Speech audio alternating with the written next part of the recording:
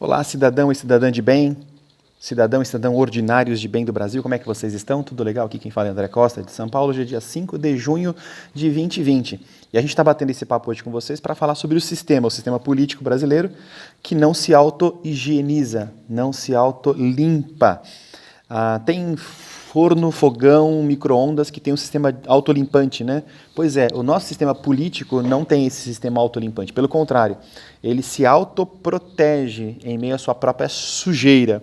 A gente vive num Brasil em que a estrutura política, ela infelizmente está corrompida, né? E quando eu falo estrutura política, entendam que essa estrutura política envolve os três poderes, envolve desde o executivo até o legislativo e o judiciário, especialmente na Suprema Corte. A gente não está dizendo aqui que não existam problemas também nos demais tribunais do Brasil, porque a gente sabe que o sistema judiciário é um dos sistemas mais corruptos, onde você tem menos capacidade de penetrar para investigar e punir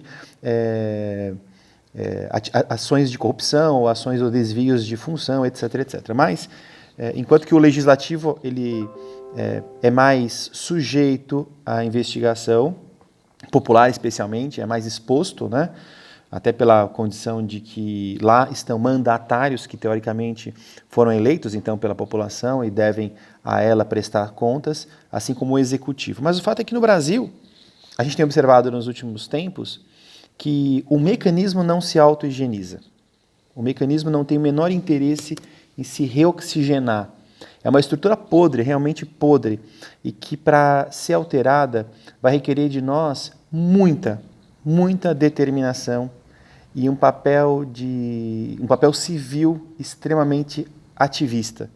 O Brasil ele acordou para isso, as redes sociais mostraram isso, a internet democratizou o acesso à informação legítima e de várias fontes, dando possibilidade a que a gente pudesse averiguar por nós mesmos, fazendo uma hermenêutica dos fatos e das notícias, aquilo que é verdade e aquilo que não é verdade.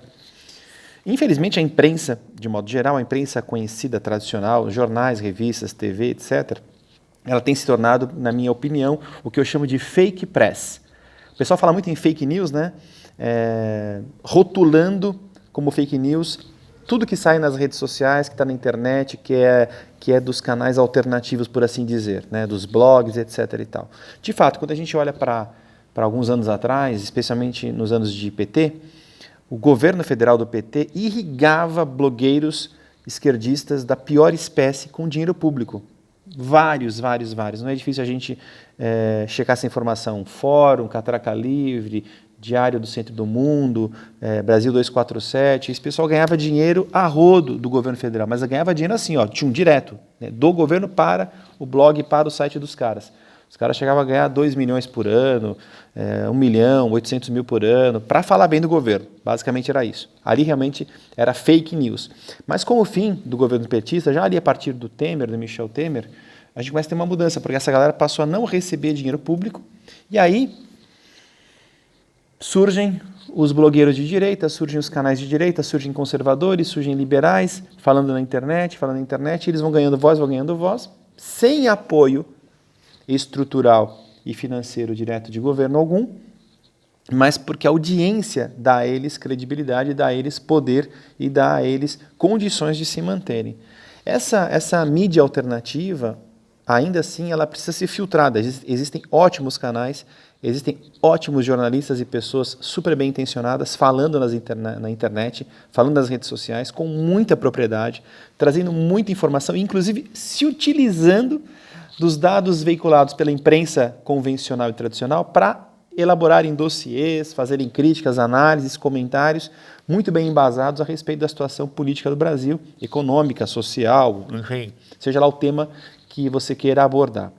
Quando a gente fala na estrutura política do Brasil, a gente sabe que os deputados que lá estão, os senadores que lá estão, geralmente não representam os interesses do povo, especialmente os deputados. A Câmara Baixa do Brasil, a Câmara dos Deputados, ela tem apenas 5% dos que lá estão que foram diretamente eleitos por voto direto.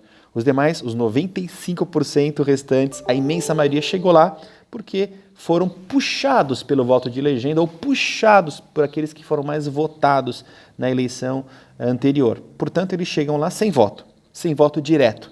Eles não têm o menor compromisso com a gente. Quando a gente pensa agora na estrutura judicial, especialmente do STF, a Suprema Corte, nós temos que entender que aqueles juízes que lá estão chegaram lá indicados politicamente e passaram pelo crivo do Senado.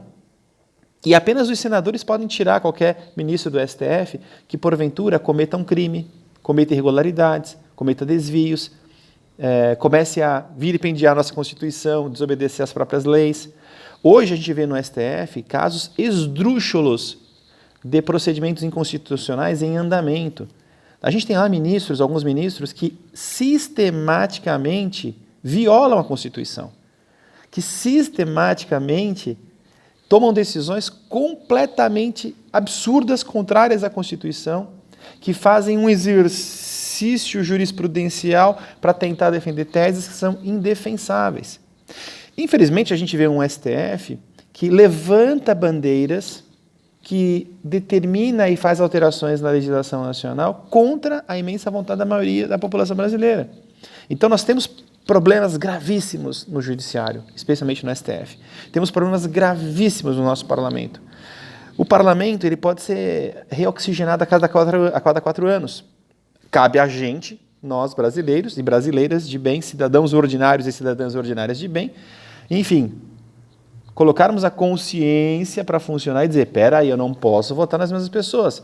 Eu vou pesquisar a vida desse fulano, eu vou pesquisar a vida dessa fulana, para ver se essa pessoa realmente merece o meu voto. E assim a gente vai mudando aos poucos o parlamento, a gente vai melhorando aos poucos o parlamento. Não vote em filho de deputado, em filho de senador. Tem muita gente que tem se eternizado na política brasileira e feito dela um mecanismo para ganhar dinheiro, para ganhar poder. A gente tem muita gente na política nacional, na esfera federal, lá no parlamento e no Congresso, envolvidos com crimes terríveis. E muitos dos senadores envolvidos com crimes, com inquéritos sendo investigados, têm o seu rabinho preso com os ministros do STF. Então, eles ficam se protegendo mutuamente. Eles criam como que um elo de proteção, uma redoma de proteção em si mesmos e, sistematicamente, tomam decisões e atacam a própria sociedade. Infelizmente, a gente tem hoje um presidente da Câmara dos Deputados, que é o Rodrigo Maia, o famoso Botafogo da lista da Odebrecht, indiciado em vários crimes, delatado por conta da Lava Jato, que está lá, diante do Congresso, sendo um ditadorzinho na posição que ocupa. É bom que a gente entenda que Rodrigo Maia foi eleito deputado federal com 70 mil votos pelo Rio de Janeiro. Ele quase não conseguiu nem ser eleito deputado. Mas, uma vez chegando lá, ele conseguiu, em arranjos e esquemas políticos, ser o nome para presidir a Câmara. Vejam só como a Câmara está doente. E Rodrigo Maia é hoje o senhorzinho daquele feudo, e ele tem atrapalhado sistematicamente o Brasil. Afinal de contas, nenhuma pauta, nenhum projeto de lei, nada é decidido, nada é votado se ele não tirar da gaveta. Ele tem essa prerrogativa, o que é um absurdo. Que uma pessoa, um homem apenas, que nem voto teve, porque teve uma votação medíocre no seu estado, mas que chegou lá por questões políticas, né, é presidente da Câmara, que ele possa, ele sozinho, dizer o que vai ou que não vai ser votado na Câmara. Dizer o que pode e o que não pode ser discutido na Câmara. É um processo, gente, é um sistema falho, muito antidemocrático, muito ruim. Nós precisamos de uma reforma política imediatamente, a estrutura está podre, caindo de podre do galho. As pessoas precisam entender isso. Eu sei que é desanimador muitas vezes, porque esses homens que lá estão, eles não têm o menor interesse em mudar essa realidade. Nem a pressão popular, por maior que seja, consegue inibi-los da sua sana política de fazer o mal, de fazer o bem a si próprios, de defenderem apenas os seus interesses e não da população brasileira. É dificílimo, é complicadíssimo. Nós precisamos colocar homens e mulheres de bem, de verdade lá. E esse é um processo longo, demorado. E que a cada dia que passa, torna-se mais doloroso, na medida em que eles percebem que o sistema está sendo ameaçado. E aí eles se voltam ainda mais, de maneira mais odiosa contra aqueles que querem limpar esse sistema.